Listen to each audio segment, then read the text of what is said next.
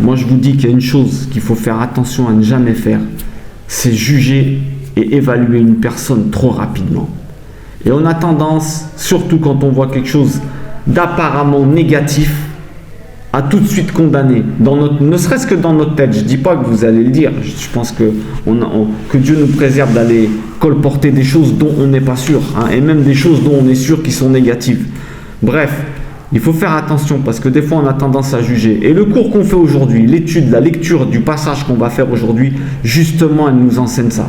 Elle nous enseigne ça parce que il y a des interprétations incroyables des fois. Donc, bien le bonjour à vous, j'espère que vous allez bien. Et on va continuer notre étude des écrits. Pourquoi on étudie les écrits?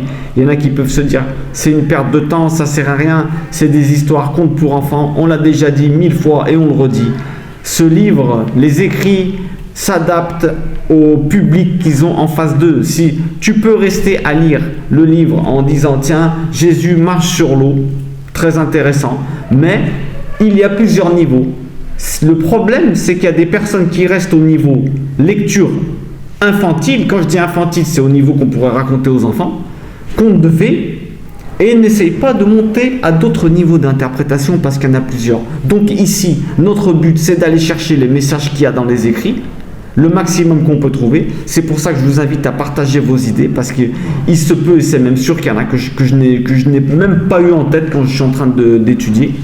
Et donc, j'aimerais que vous me partagiez sans aucun problème. On n'est pas obligé d'être d'accord. Ici, on ne donne que des pistes de réflexion. On ne donne que des pistes de réflexion. Donc, soyez les bienvenus, qui que vous soyez. On est ici pour un petit temps d'analyse et d'études. Comme d'habitude, on est en train de faire les autres vidéos d'avant, d'étudier les évangiles dans l'ordre. Parce que je pense que c'est assez judicieux de faire ça, hein, de traiter les évangiles dans l'ordre. Alors pourquoi on étudie les Saintes Écritures? Parce qu'en fait, on s'est rendu compte que la Bible, c'est le seul livre qui peut révéler la vraie lumière qu'il y a en toi. Vous savez, dites-vous une chose dans votre tête. Quand tu es dans l'obscurité depuis un moment, tes yeux, ils s'habituent. Et tu as l'impression que tu peux être bien, alors qu'en fait, ta vie, elle manque de saveur. Et des fois, on va avoir l'impression qu'on avance. Mais en vérité, tu es en 3e alors que tu as 6 vitesses. En vérité, tu as 6 vitesses et tu es en 3e. Il n'y a que ce livre qui pourra te révéler réellement ce qu'il y a à l'intérieur de toi. Vous avez beau chercher à droite, à gauche, mais je vous promets que celui qui vous connaît le mieux, c'est le constructeur. Stop. Et c'est celui qui peut mieux vous dire comment vous fonctionnez. Apprenez à vous connaître, c'est important par rapport à votre nom. Et ça, on va le voir aussi dans cette leçon. Bon, alors on va passer par écrit, d'accord? Parce que c'est important que vous voyez un petit peu ce que je fais. Et n'oubliez pas, si vous voulez des PDF des cours, vous me dites et moi je vous envoie. Je vous envoie exactement ce que je dis, ce que j'écris. Comme ça, vous avez un petit support. Vous pouvez en rajouter, vous pouvez en enlever. Et comme je vous dis tout le temps, vous n'êtes pas obligé d'être d'accord avec moi. Pourquoi? Parce que je sais qu'il y a plusieurs interprétations. D'accord? Allez, que Dieu vous bénisse. On passe tout de suite par écrit. Bon, écoutez, moi, comme d'habitude, j'aime bien vous montrer ce que je fais. Regardez, alors là, je vais dans mon Google Drive, je prends des notes de tout ce que j'ai. Écoutez ce que je vous dis, je vous conseille de le faire. Tous mes cours sont classés par ordre et ça fait des années que je le fais. Regardez, Nouveau Testament, Ancien Testament. Et là, il y a tous les passages, les mages d'Orient, les 10 lépreux, les 10 vierges. Chaque fois que j'ai une information sur un des textes, je le classifie, je le mets à sa place. Vous voyez ce que je veux dire?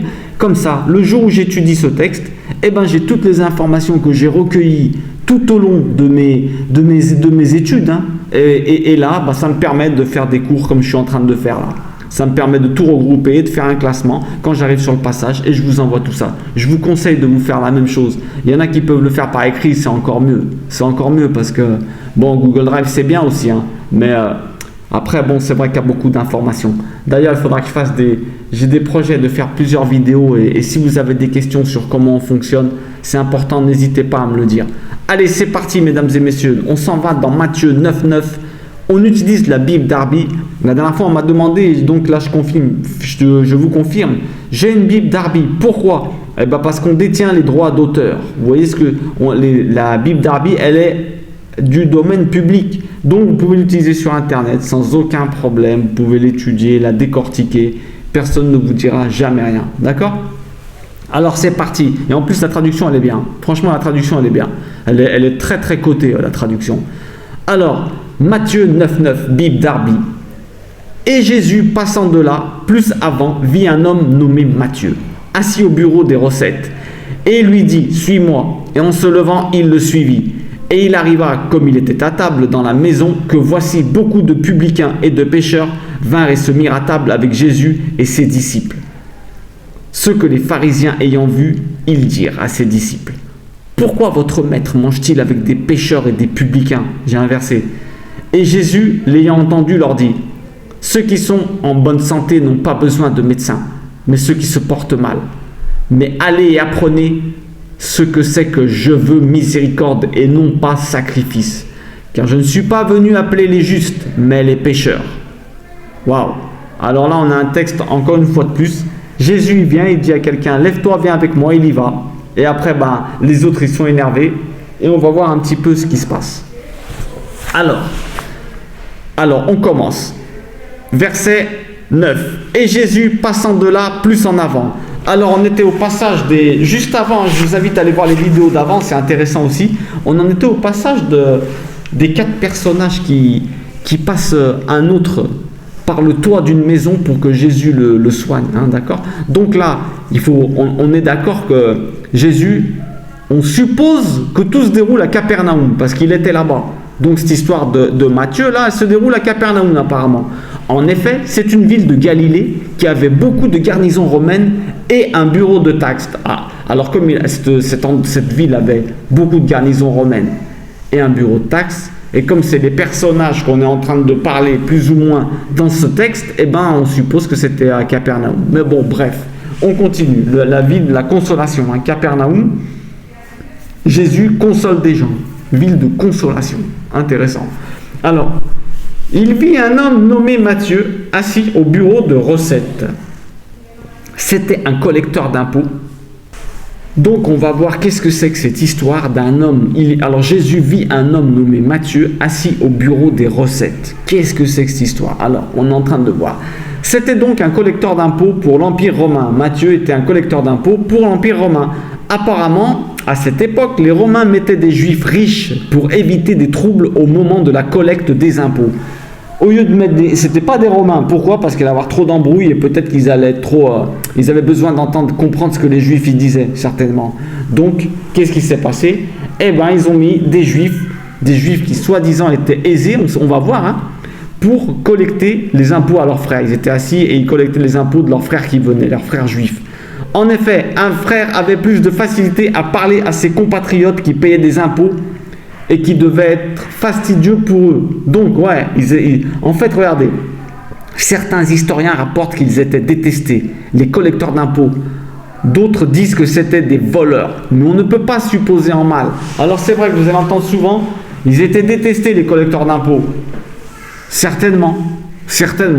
Peut-être pas qu'ils étaient détestés, mais ils étaient considérés comme impurs. C'est différent, on ne sait pas. Peut-être que, vous allez voir, il faut supposer en bien, et pas supposer en mal quand on voit les Écritures. Hein.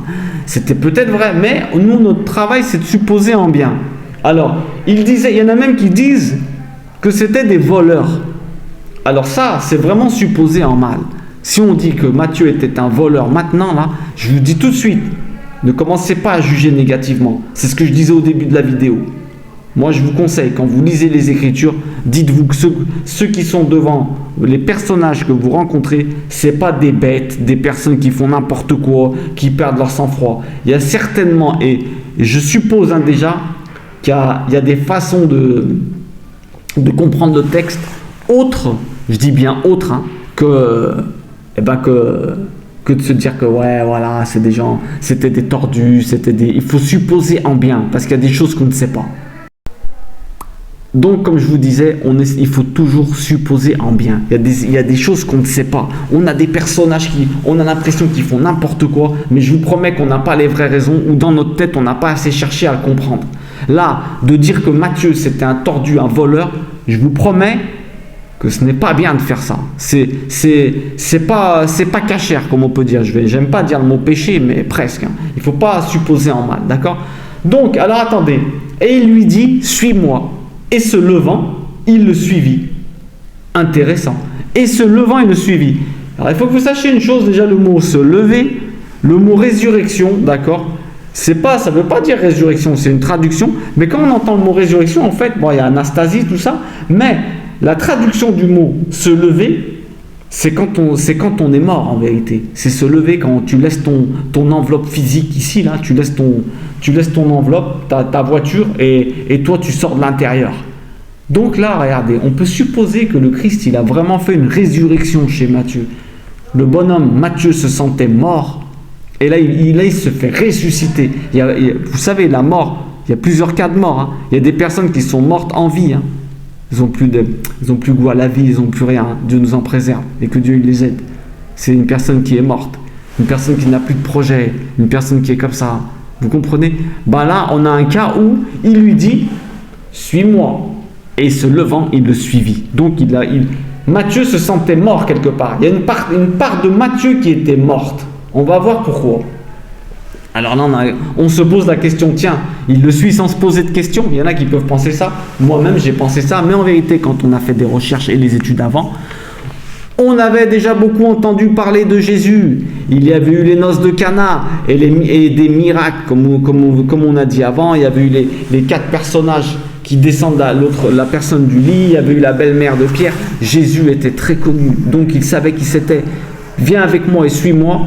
Il s'est levé, il l'a suivi direct parce qu'il connaissait, il savait qui était Jésus. Donc, alors Matthieu le connaissait comme tout le monde, c'est obligatoire, car il se posait des questions, parce que les Juifs étaient dans l'attente du Messie. Et oui, ils étaient dans l'attente du Messie, donc qu'est-ce qui se passe? Tout le monde se demandait, est-ce que c'est lui? Alors quand il l'a vu, et je vous dis franchement, quand on remarque que quelqu'un vraiment nous aime pour de vrai, et nous jette un regard, et il te dit viens, suis-moi. Il y a quelque chose qui se passe qui est au-delà du physique, ça va à l'intérieur, esprit à esprit, âme à âme. Il s'est fait, comment dire, son intuition et même sa vision il a vu l'intériorité du Christ, il s'est dit moi je veux le suivre, parce qu'il n'y a que lui qui va me remplir. D'accord?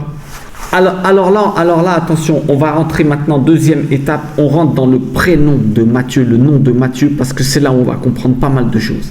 Alors Matthieu, je vous l'ai écrit en hébreu, là vous voyez en hébreu, Matthieu, ceux qui veulent s'entraîner à lire, regardez comme il est écrit, hein, d'accord, même, d'accord, on a des lettres là, vous les voyez. Donc, signification, don de Dieu, donateur divin, cadeau de Dieu. Alors là, tu te dis tout de suite, attendez, il s'appelle Matthieu, mais quel don de Dieu, quel cadeau de Dieu, on a un peu du mal à comprendre. Bon, ça devait être le cadeau de Dieu pour ses parents, et certainement pour ses amis, déjà, d'accord? Une bonne présence est un cadeau autour de toi, et même pour nous. On va comprendre tout de suite. Matthieu, il raconte son appel, car il le considère comme un miracle, et on sait que l'écriture de son évangile se dirige à des Hébreux. Ah!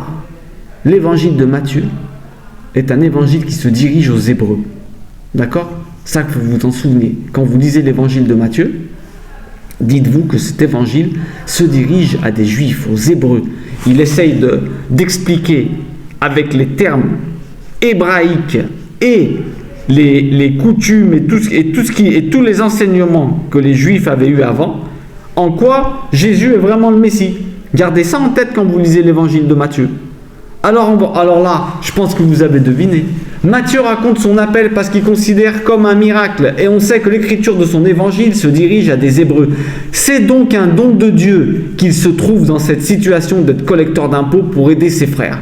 Waouh! Alors là, attendez. Alors là, il y a trop de choses à dire intéressantes. C'est un don de Dieu. Qui vous dit? Qui nous dit? Moi, je pense ça. On juge positif. Qu'en vérité, Matthieu, c'était un don de Dieu pour aider ses frères au moment de la collecte des impôts, qu'ils ne se fassent pas escroquer. Et ça se peut, il leur disait quelque chose de gentil. On ne le sait pas. On sait que les pharisiens devaient se tenir loin de lui. Pourquoi? Et les juifs, parce qu'ils pensaient que c'était quelqu'un d'impur. Mais il était peut-être infiltré et aidait son peuple. Un don de Dieu au milieu du peuple pour aider son peuple. Waouh! Incroyable mais vrai. Alors, est-ce que Jésus l'a choisi parce qu'il aidait ses frères en leur évitant de se faire arnaquer par l'Empire romain? Waouh! Alors là, ça change tout là. Matthieu, c'est un don de Dieu. On sait que le nom, c'est pas un nom, c'est un code qui définit tes caractéristiques et qui indique ton destin. te donne des indications incroyables. On l'a déjà vu dans les vidéos d'avant. Allez voir la vidéo sur les noms, vous allez comprendre ce qu'on est en train de dire. Les noms dans la Bible. Allez la voir celle-là. C'est très très important. Donc, Matthieu choisit de relater son appel pour ensuite faire un don de Dieu au monde avec son évangile. Ouh là là là là. Alors là, on vient de comprendre. Matthieu est un don de Dieu pour nous. Même pour nous. Pourquoi? Parce que regardez, il a écrit l'évangile. Il a écrit un des évangiles. Vous vous rendez compte de ce qu'on est en train de dire? Dans son nom, on a compris. C'est un don de Dieu. L'évangile de Matthieu daté de 80 à 90. Vous imaginez, c'était rapide. Hein? Imaginez la grandeur de son don, comme l'indique la signification de son nom. Il nous a fait un don considérable en écrivant son évangile, car c'est le premier qui a été écrit. Certains pensent, c'est le premier qui a été écrit. Il y en a qui vont vous dire c'est Marc. Il y en a qui vont vous dire c'est Marc. Mais certains pensent que c'est le premier celui-là. Et certains pensent même que c'est Marc. On constate que Marc et Luc sont plus courts. Matthieu est plus détaillé. Un peu plus et apparemment, là je fais une faute. Matthieu détaille un peu plus et apparemment certaines sources disent qu'il a été écrit en hébreu. Il y en a qui disent le Shem Tov. Il y en a. Faites des recherches, vous allez voir, il y a des évangiles de Matthieu en hébreu. D'ailleurs, les évangiles, normalement, ils ont été pensés en hébreu. Un évangile, ça a été pensé en hébreu, transcrit en grec. Pourquoi? Parce que le grec, c'était la langue des ceux qui savaient lire et tout ça. Mais normalement, sincèrement, moi je pense que ça devait être en hébreu. Ça devait être en hébreu. Mais bon, on n'a peut-être pas fait assez de trouvailles. Je ne sais pas. Mais les pensées, elles étaient en hébreu. Parce que, Marc, non. Mais Luc, Jean, Matthieu, c'était des hébreux. Bref. Alors, Matthieu détaille un peu plus. Et apparemment, certaines sources disent qu'il a été écrit en hébreu. En premier, pour convaincre les hébreux. Ce qu'on était en train de dire des synagogues. Bien entendu, Matthieu était inscrit. Et il avait l'habitude d'écrire. Non, voilà. Matthieu était un scribe en fait. Matthieu était un scribe. Ça, c'est là, il y a une erreur. Hein. Tenez pas compte de ça là. Matthieu était un scribe.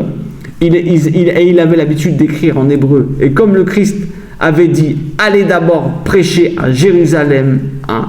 Le Christ a dit d'abord, allez prêcher d'abord à Jérusalem. Restez avec vos frères. Le Christ, c'est ce qu'il a dit avant de partir. Donc, ça serait logique que l'évangile de Matthieu ait été en hébreu et qu'il se dirige aux Hébreux. Pourquoi? Parce que Jésus l'avait bien prévenu.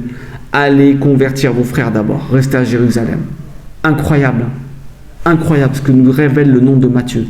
Alors attention, il se peut même que Matthieu soit le nom que Jésus lui a donné. Pourquoi? Parce qu'en fait, on a une indication. On a dit qu'on suivait les évangiles dans l'ordre. Là, on est dans Matthieu. Mais dans Marc, je crois, ou dans Luc, on apprend que Matthieu s'appelle Lévi. Lévi, le fils d'Alphée. Et là, d'un coup, il s'appelle Matthieu. Alors, on peut se poser la question, est-ce que Jésus a changé son nom quand il l'a connu pour lui indiquer son destin? Tu vas être un don de Dieu. Tu vas faire un évangile. Tu vas être quelqu'un de grand. Tu vas être le scribe. Tu vas écrire des choses. Alors, attention. Il se peut que Matthieu soit le nom que Jésus lui a donné. Car il s'appelait Lévi. Et il avait une autre destinée en s'appelant des Lévi. N'oubliez pas que le nom... Il change ton mazal, il change qui tu es. Le Christ passe son temps à changer, à donner des indications à ceux qui changent. On a Simon qui devient Pierre. N'oubliez pas ce qu'on est en train de dire. Hein. Et même dans toute la Bible, on a des changements de nom tout de suite. Hein. Jacob, Israël, Abraham, on rajoute un H. Bon, bref, alors on sait que ça change la destinée de la personne quand on change de nom. Il s'appelait Lévi, il avait donc une autre destinée. Et Jésus lui indique un nouveau nom pour lui indiquer qu'il va faire un don. Et que c'est un don de Dieu pour les autres. Et on va comprendre pourquoi, comme on était en train de dire. Vous imaginez le don qu'il nous a fait. C'est un don de Dieu, Matthieu. C'est un don de Dieu. Il s'appelait Lévi. On peut faire une petite analyse du nom Lévi. Hein. Alors c'était bon, ça vient du troisième fils de Jacob et de Léa, d'accord? Fondateur des tribus des Lévites. Ouh là là là, alors on a une indication là encore. Matthieu s'appelait Lévi. Il était de la tribu des Lévites, certainement. Ça nous indique c'était quelqu'un qui croyait, qui était religieux. Il avait la notion de la Torah. Ça, c'est sûr. Parce que s'il s'appelait Lévi, il a ça à l'intérieur de lui. Mais il faut faire attention. Je vous dis une petite chose que je n'avais pas dit dans les noms. Et je la précise maintenant là. Qu'est-ce que c'est? Eh bien, c'est que il faut faire attention. Parce que quand on porte un nom, on porte les deux antagonistes en soi. Ça, c'est-à-dire, je m'explique un peu mieux. On porte les deux antagonistes en soi. Ça veut dire que quelqu'un qui s'appelle par exemple Daniel, il faut qu'il fasse attention. parce qu'il va avoir de la facilité à avoir un bon jugement sur la situation, Daniel, jugement de Dieu, d'accord? Il va avoir la facilité à avoir un bon jugement, mais il va avoir la facilité à avoir un très mauvais. Ça dépend de quel côté il va développer en lui. S'il développe le bon, ça va être un bon dans le jugement. S'il est mauvais, il va être très bon dans le mauvais jugement. Si vous préférez, il va être bon dans le bien ou dans le mal. Ça, après, c'est ton libre arbitre, il arrive à ce niveau-là. Dieu, il te donne un nom, et après, selon ton libre arbitre, c'est toi qui vas orienter qui tu vas être. Vous comprenez ce que je suis en train de dire? Par exemple, Nathan, quelqu'un qui donne le don, Nathan, le don, donner. Qu'est-ce que ça veut dire? Ça veut dire que ou tu vas être quelqu'un qui donne bien, ou tu vas être quelqu'un qui donne mal. Tu donnes, tu vas donner beaucoup, ou tu vas donner mal. Et c'est pour ça que c'est très, très important de toujours avoir des frères autour de soi qui peuvent nous dire et d'étudier la parole qui te donnera tes références, parce que toi, tu ne peux pas être ta propre référence. L'humain est trop, trop émotionnel. Tu ne peux pas être ta propre référence. D'accord? Bon, on reviendra là-dessus. Si vous avez des questions, n'hésitez pas à les poser. Donc, Lévi. Alors Lévi, c'était quelqu'un, ça vient de quoi? Ça vient de l'attachement, joint, ça signifie attaché, associé, dérivé à la racine hébraïque lava, d'accord, qui signifie attacher ou se joindre. Cela peut être interprété comme une allusion à l'attachement de Lévi à Dieu. Et ouais, Lévi, alias Matthieu, était quelqu'un qui était attaché à Dieu. D'accord? Était quelqu'un qui était attaché à Dieu, même s'il était collecteur d'impôts. Et c'est d'ailleurs pour ça que le Christ, il arrive. Alors ça vient de Levaya aussi, signifiant accompagnement ou escorter en hébreu, d'accord? Alors on peut penser qu'il était peut-être en train d'escorter ses frères dans cette histoire de faire des impôts, de prendre des impôts. Il escortait, il accompagnait ses frères pour justement... Et qui vous dit qu'il ne disait pas des mots gentils? C'est bon, calmez-vous, on doit aller, soyez forts les frères. Et qu'en fait il était en train de les relever, un don de Dieu pour son peuple. Vous imaginez vous imaginez quand on juge positivement comment l'écriture elle change et l'attitude qu'elle nous enseigne. Soyons des dons pour les autres. Il faut qu'on soit des dons pour les autres, mesdames et messieurs. Soyons des dons qui apaisent leur fardeau. Soyons des Lévis, des croyants, des attachés à Dieu et qui escortent, et des Matthieu, des dons de Dieu pour les autres. Vous imaginez, on pouvait penser qu'il était détesté, peut-être pas. Bref, on ne sait pas, peut-être pas. C'est une des options. Donc, avec ce nom, on peut supposer qu'il est de la tribu des Lévites. Et on a donc confirmation qu'il s'intéressait à des choses de Dieu. Quand tu t'intéresses aux choses de Dieu, il va venir te chercher. Pourquoi? Parce que Dieu ne laisse jamais personne perdu en train de le chercher. Ça, c'est clair et net. Tu veux que Dieu vienne vers toi, fais un pas, il va en faire 1000. Montre un petit. Il est dit, faisons l'homme à notre image. Le mot, c'est l'ombre, D'accord? Celle-là, c'est l'ombre, c'est pas l'image, c'est l'ombre. Ça veut dire que Dieu, c'est ton ombre. Il est toujours avec toi en vérité. En fait, il se comporte comme l'ombre. Quand tu éteins la lumière, tu veux rien savoir, il disparaît. Quand tu vas au soleil, il est avec toi et t'accompagne. Fais un pas vers Dieu, tu verras s'il ne vient pas te chercher. Voilà ce qu'il faut qu'on retienne. Voilà ce qu'il faut qu'on enseigne autour de nous. Faites un petit pas vers Dieu. Lis une petite phrase biblique aujourd'hui. Ouvre la Bible au hasard et lis en haut à droite. Tu vas vite comprendre. Fais un petit pas, tu verras s'il ne va pas en faire 1000 vers toi. 1000 vers toi. Matthieu, il était assis là-bas en train d'aider ses frères. Traumatisé, il devait être mal. Lévi, il s'intéresse aux choses de Dieu. Jésus, il est venu, il a dit, allez, viens avec moi. Je vais t'apprendre des choses de Dieu. Vous m'étonnez qu'il l'a suivi en courant. Il a dû courir même. Vous imaginez? Alors on apprend aussi dans Marc que c'était le fils d'Alphée. D'accord? On dit que Matthieu était fils d'Alphée. Alphaios en grec correspond au nom hébreu Alpi qui signifie éphémère. Éphémère, intéressant. Alors là il y a de quoi réfléchir aussi, éphémère. Parce que peut-être que son temps sans connaître le Christ allait être éphémère. Il y a certainement des interprétations. Si vous avez des idées sur cet éphémère, ça peut être intéressant qu'on en discute. Il faut qu'on se penche dessus. C'était peut-être Clopas, d'accord, dans Jean 19, 25. Peut-être qu'il est appelé Clopas. Clopas, ça vient de Cheler, d'accord. Cheler, ça il faut être un espagnol pour prononcer ça ou un arabe. Cheler, d'accord. Ça vient de Cheler qui signifie échange. Tiens, intéressant. Échange. Son père s'appelait Échange. Et il a un fils qui était au changeur. Il était pas au changeur, au collecteur d'impôts. et il était en plein échange monétaire entre les gens. Ensuite, c'est un échange avec nous en nous donnant son évangile. Très très intéressant. Alors, bon, ça veut dire c'est un échange, hein, d'accord. Lieu, alors ça signifie, Cheler signifie lieu où commençait la frontière de Nephtali, dans Josué 19:33. Je vous donne des informations comme ça, si vous voulez faire des recherches plus poussées, vous pouvez, hein, qui aboutissaient au Jourdain. On a donc la racine du mot échanger et éphémère pour le père de Matthieu. C'est donc qu'il a dû échanger peut-être les enseignements de son père. Franchement, je ne veux pas penser ça. Je ne suis pas trop d'accord avec ça. Je pense positivement que son père, il l'a bien éduqué. Maintenant, une chose est sûre. Il a dû certainement changer son mode de vie. Son mode de vie était éphémère au niveau de la durée d'être en train de prendre des impôts. Après, il s'est levé et allé rejoindre Jésus. D'accord ? Ça, c'est intéressant.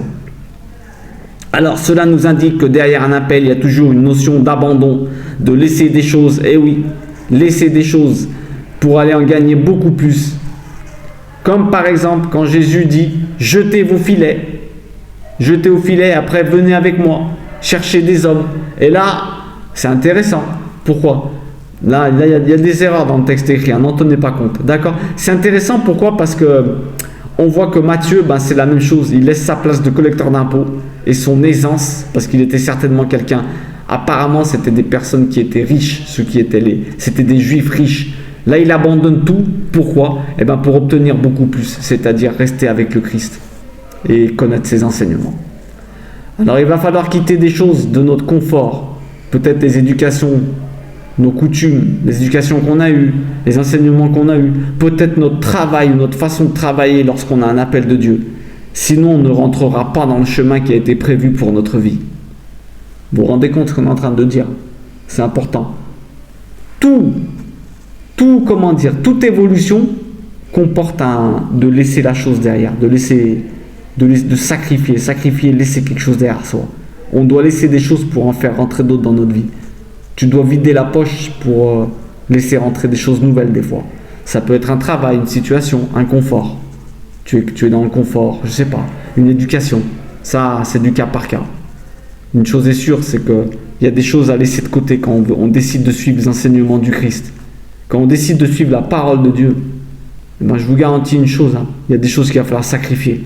Tout ce que tu découvres chez toi qui n'est pas cachère, qui n'est pas honnête du tout, tout ce qui relève de l'idolâtrie, des petites statues, des trucs comme ça, il y a beaucoup de choses qu'il faut que tu laisses de côté après. Ça, c'est clair et net. Il faut essayer de revoir un peu ton alimentation, il faut t'occuper de ton aspect physique au niveau de faire du sport, d'être présentable. Tout ça, c'est des choses qu'il faut... Moi, je pense que vous le faites déjà, mais il y a du maintien, il y a de l'entretien pour aller avec le Christ. Et au début, il y a certainement des sacrifices, des environnements, peut-être même des personnes.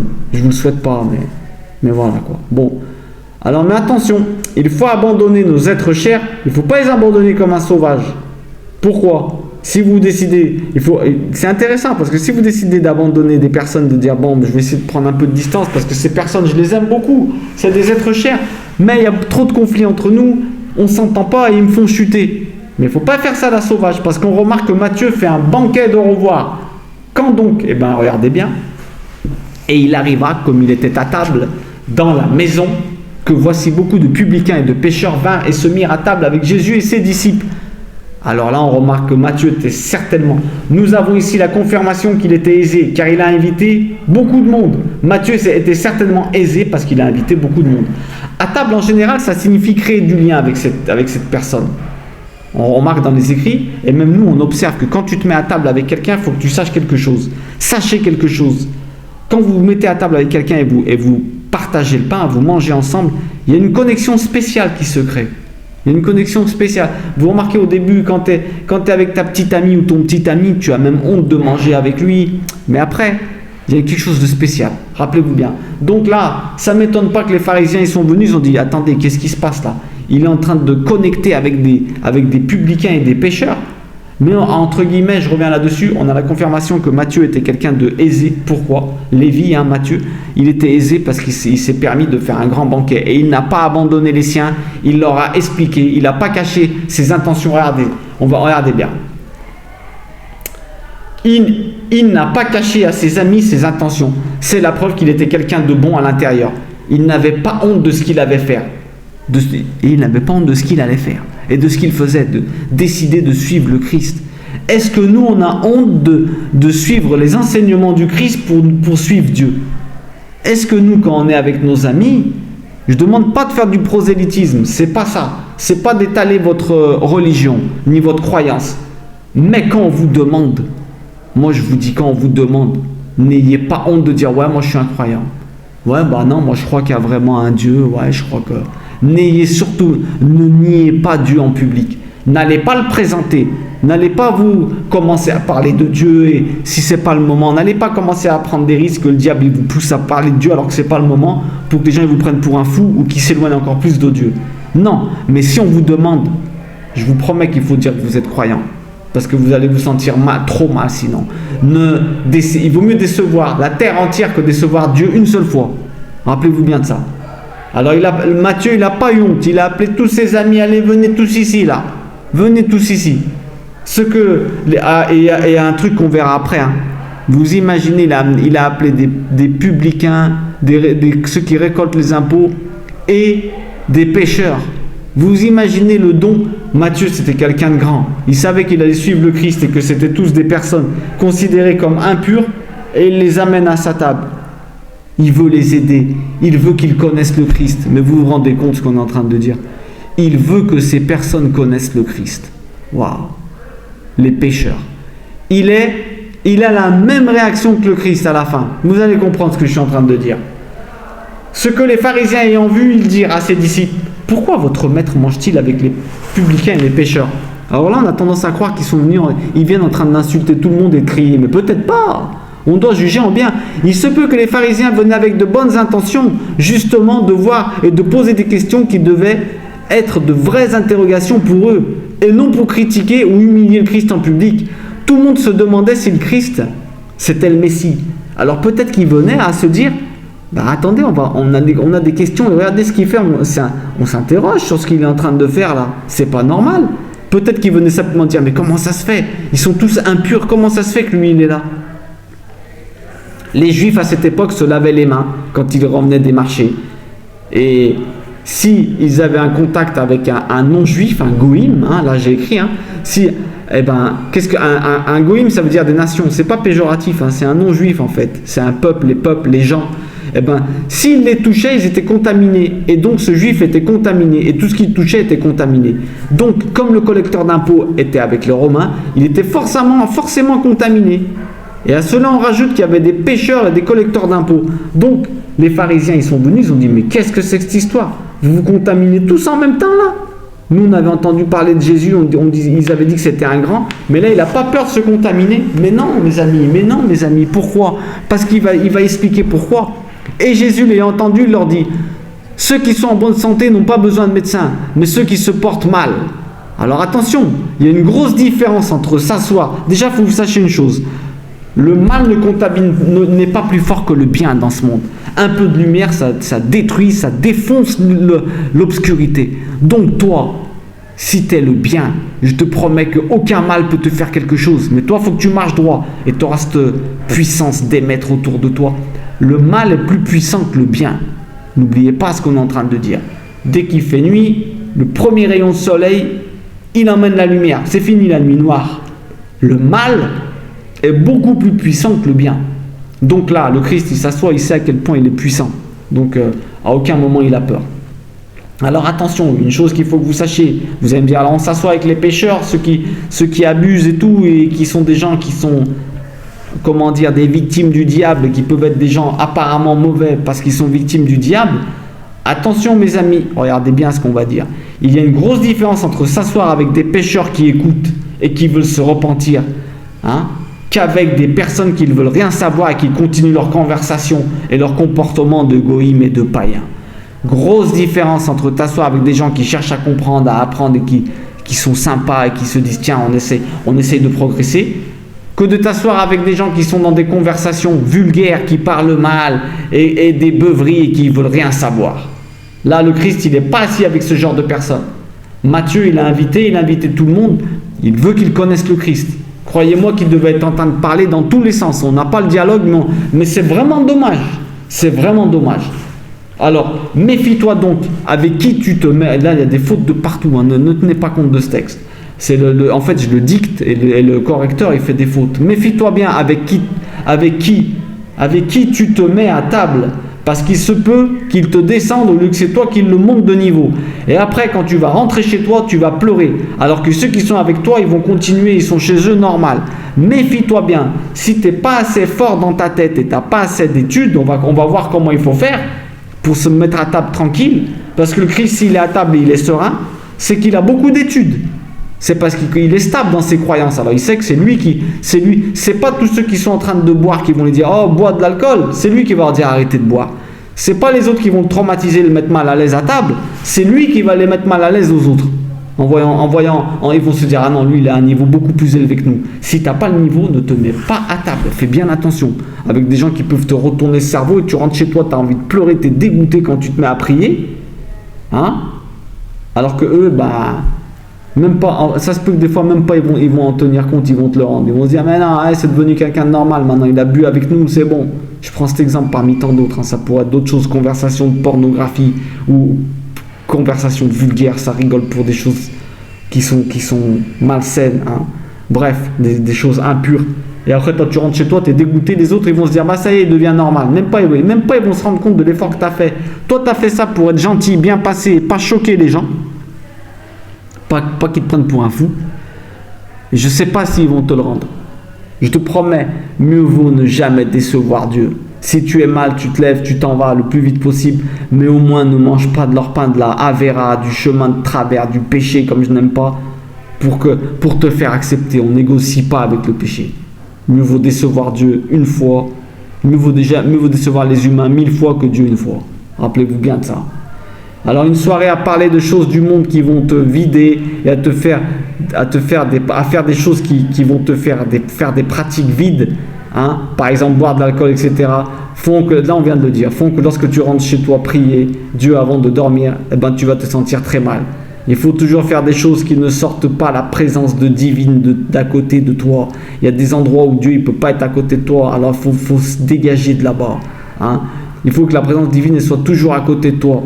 Imagine-toi que le Christ il est à côté de toi tout le temps et là tu sauras si tu sais ce que tu fais c'est bien ou pas.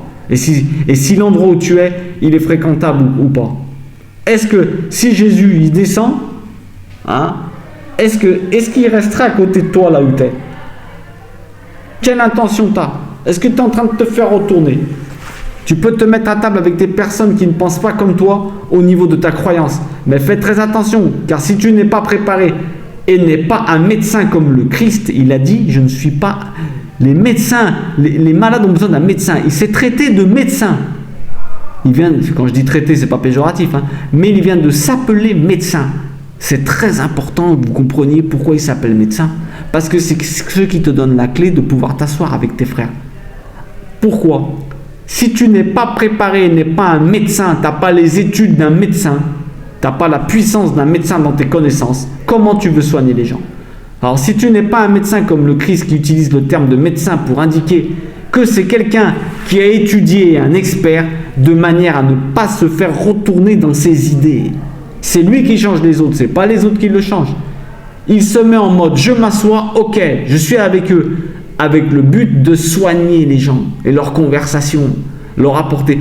Parce que, comme je vous l'ai dit avant, la glissade est très rapide de te retrouver à parler de choses qui sont complètement hors Bible et contre les écrits. Il faut donc être un médecin et toujours étudier pour éviter cela et voir arriver le problème tout de suite au niveau de ta conversation. Tu coupes tout de suite. Normalement, un gros mot, tu le captes direct. Un manque de charité également. Une plainte également, etc. Un jugement négatif sur quelqu'un sans preuve et sans rien, et même un jugement du lachonara, mal parler sur quelqu'un, tu dois le repérer dans ta tête, tu te dis waouh, tu dois te sentir mal dès que tu entends quelque chose comme ça.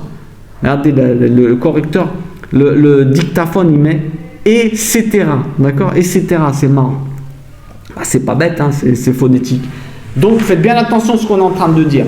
Là, d'où l'importance d'étudier tout le temps pour pouvoir t'asseoir avec n'importe qui et que ce ne soit pas toi qui te fais retourner le cerveau et que tu sois en mode médecin et que tu l'aides. C'est ça un des messages pour nous. Bon, Si tu es fort, ce n'est pas un problème car le bien a toujours plus de force que le mal. C'est toi qui vas être un transformateur de mal en bien quand il va passer par tes oreilles. Ça, on l'a vu avant. Donc on répète, pour être fort, il faut être un médecin, étudier, faire attention à ce qu'on écoute et ce qu'on regarde. Pourquoi? Parce que ce qui rentre par nos portes de notre tête, les oreilles, le nez, la bouche, ce qui rentre, c'est avec ça qu'on nourrit notre intériorité. Et c'est avec ça qu'on devient des faibles. Ça nous met des écorces sur notre cœur, parce qu'à force d'entendre et d'écouter des choses qu'on croit qu'elles ne nous font rien, on les archive quelque part. Et après, dans des situations, on les ressort pour répondre à la situation. D'accord? Alors, tout ce que tu rentres à l'intérieur de toi, ça laisse des preuves. Des fois, tu rêves, bien sûr, ça laisse des traces à l'intérieur de toi. J'arrive même pas à me dire. À l'intérieur de toi. La preuve, c'est que des fois, tu rêves de quelque chose que tu as croisé 2 minutes à Carrefour. Tu as croisé quelqu'un à Carrefour, bim, tu l'as jamais vu, mais le soir, t'en rêves. Tout ce que tu vois, tu l'archives et ça ressort un jour. Le diable, il ne peut pas inventer une mauvaise pensée. Il a besoin de matière. Et cette matière, c'est quelque chose que toi, tu as rentré. Moins tu verras des choses mauvaises, moins tu penseras mauvais. Pourquoi? Parce qu'après, toi, tu rentres, tu archives dans ton bureau, dans ta tête, la pensée ou la chose mauvaise que tu as vue, pas la pensée, mais la chose mauvaise que tu as vue. Et le diable, il arrive, il se sert dans tes archives. Alors, quelle archive je vais utiliser pour le retourner aujourd'hui? Faites attention, protégez vos portes. On parle des oreilles, des narines, on ne s'énerve pas, on ne sniffe rien. Les yeux et la bouche. Que le diable n'ait pas de gros dossiers contre vous. Alors Jésus est venu sauver les pécheurs et les publicains, ceux qui travaillaient pour les autres, c'est-à-dire l'occupant romain. Ouh là là! Qui peut être vu comme les personnes qui travaillent pour autre chose que Dieu? Ça peut, autour de nous, les personnes qui travaillent pour autre chose que Dieu peuvent être perçues comme les publicains de l'époque. Donc, qu'est-ce que ça nous enseigne? Donc, à notre époque, Jésus ne les rejetait pas. Il parlait, il prenait le temps de parler avec ces personnes. Il ne les condamnait pas. Et c'est avec eux, sans peur de les salir, qu'il était à table dans sa croyance et il la maintenait. Le Christ, il s'assoit avec eux. Ça veut dire quoi? On ne doit rejeter personne, même ceux qui ne sont pas avec Dieu dans leur tête. Pourquoi? Parce que justement, peut-être qu'on peut les aider. On prend plus de mouches avec le miel qu'avec du vinaigre. Rappelez-vous bien de ça. Soyez gentils. Regardez, il va jusqu'à se mettre à table, conversation tranquille. Vous voyez ce que je veux dire? Il les aidait de manière gentille, parce que la conversation à table, quand tu te mets à table, quand tu manges, le niveau de conversation il baisse. Pourquoi? Il y a des neurones dans l'estomac, dans les intestins. Donc la conversation ne peut pas être énormément élevée non plus, mais il était sympa, il était là, il leur donnait les enseignements. Alors la dernière phrase très importante. Mais allez et apprenez ce que je veux, la miséricorde et non les sacrifices signifie, car je ne suis pas venu appeler les justes mais les pécheurs. C'est une citation de Osée 6,6. Alors Jésus il indique qu'on est venu pour pardonner, annoncer la grâce et la repentance. Mettez-vous ça dans votre tête. Pardonner, don de Dieu. Il pousse les personnes à revenir avec de bonnes manières. Il a de bonnes manières et il pousse les personnes à revenir à Dieu avec justement ces bonnes manières. Alors, qu'est-ce qu'on doit faire? On doit pardonner. On doit pardonner. Surtout quand on voit des personnes faire des choses. On doit pardonner en public, comme lui il fait. C'est important de créer des références autres qui choquent les autres. Pourquoi? Parce qu'il y a beaucoup de personnes qui voudraient faire, qui ne pensent pas comme certaines personnes, la société et des choses qui sont tordues, mais comme elles n'ont pas d'autres références, elles se complaisent, elles se taisent, elles disent rien. Mais si elles voient que par exemple une personne comme nous là, qui pardonne les autres en public, qui parle avec des gens qu'on se dit tiens, cette personne, c'est un tordu, je ne sais pas pourquoi il parle avec lui, mais non, tu es en mode médecin. Soyons des autres références, que tout le monde dise tiens non, moi je vais faire comme lui, je n'ai pas honte d'aller parler avec quelqu'un si je tremble pas dans ma croyance. Vous comprenez? Cette histoire parle de Matthieu parce que Matthieu veut dire don de Dieu, car c'est ce don. Il a un don incroyable, le don de pardonner aux pécheurs, de ne pas les condamner. C'est le plus gros don que tu peux faire, pardonner aux pécheurs. Pourquoi? Parce que tu sacrifies ton intériorité. Tu donnes le pardon aux autres. Tu dis je parle avec tout le monde, je suis sympa avec tout le monde, je ne juge personne et je prie pour eux. Je leur pardonne. Pourquoi? Parce que par exemple, comment dire? C'est le plus grand don et le plus grand travail que tu peux faire sur toi-même. Pardonner aux autres leurs manquements. Pardonner les pécheurs. Pardonner ceux qui sont dans d'autres croyances que nous. Pardonner, les accueillir et être bien avec eux. Faire tout pour essayer de les ramener. Alors on revient en vidéo là. Messieurs, dames, on vient de comprendre un peu plus ce texte, même s'il y a beaucoup de choses à dire encore. Matthieu, Lévi, il était un croyant à la base, quelqu'un qui croyait, mais après, il est devenu collecteur d'impôts, il aidait ses frères. On peut faire tout le contraire, hein. Si vous jugez en mal, vous pouvez imaginer plein d'autres choses, hein. Vous pouvez vous dire, ouais, c'était un croyant au début, maintenant il n'était plus, mais Jésus l'appelle Lévi, pourquoi il m'appelle Matthieu, il change son nom. Mais en fait, non, moi je m'affaire à penser positif et je pense vraiment que c'était quelqu'un qui essayait d'aider ses frères, qui était mal, qui avait le souci de Dieu. Le Christ est venu, allez, viens avec moi Matthieu, tu es un don de Dieu, tu as été un don de Dieu pour tes frères et tu fais exactement ce que je fais moi. Tu es quelqu'un qui n'hésite pas à t'asseoir avec les publicains et les pécheurs comme le Christ. Les pharisiens, ils viennent, ils disent, qu'est-ce que vous êtes en train de faire? Mais c'est que Matthieu, il est comme le Christ déjà. Il a la même attitude. Il s'assoit, il pardonne les péchés que font les autres, il les pardonne dans sa tête. Il ne les juge pas en disant, ouais, c'est un tordu celui-là. Non, je pardonne. S'il a fait ça, c'est qu'il ne sait pas. C'est qu'il n'a pas eu l'éducation. Je ne sais pas à quel moment j'arrive dans sa vie. Je ne sais pas à quel moment j'arrive dans sa vie. Je ne connais pas ses blessures. C'est, ah mais moi si on me dit ça, des fois tu peux penser, moi s'il m'avait dit ça, ça me fait rien, mais c'est normal, t'as pas eu de blessure d'enfance dessus. Il y a des personnes, ils ont eu des blessures, donc quand tu les touches sur quelque chose que toi t'as pas de blessure, si on t'a pas mis de coup de couteau ici dans ton enfance, tu te touches, t'es puissant, t'es fort, t'auras rien. Mais si on t'a mis un coup de couteau ici, on te retouche dessus, tu vas faire attention, tu vas dire waouh. C'est ça les blessures d'enfance, les amis. On ne sait pas quand on arrive, on ne juge pas. Matthieu, il ne juge pas. Il fait le don de sa personne, du pardon. Matthieu, c'est un don de Dieu. Il a ça en lui. Et en plus, il nous a donné son évangile. Alors là, incroyable mais vrai. Mesdames et messieurs, soyez des Matthieu autour de vous.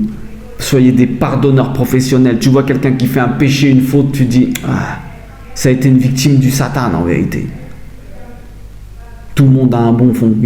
Il a une étincelle divine en lui s'il est encore vivant. Il a le souffle divin. Donc c'est obligatoire qu'il peut changer en bien. Sinon Dieu, il aurait fait en sorte qu'il ne soit plus là. Soyons des pardonneurs. Asseyez-vous avec eux si vous êtes puissants. Mais soyez un médecin, comme le Christ a dit. Étudiez. Comme ça, quand vous vous asseyez, vos croyances sont stables. Et vous vous mettez en mode, waouh, je pardonne et je vais t'aider. Publicain, pécheur, je pardonne et je vais t'aider. Tu vas t'asseoir, tu es avec eux, tu ne fais pas de bêtises, tu fais rien que tu ne pourrais pas regretter, tu imagines que le Christ il sera à côté de toi. Et en vérité, tu fais comme lui. C'est magnifique. Ça change toute ta vie. Si tu te mets en mode médecin quand tu sors. Matthieu, le don de Dieu. Allez, je vous laisse réfléchir à tout ça. Passez une bonne fin de journée et que Dieu vous bénisse tous.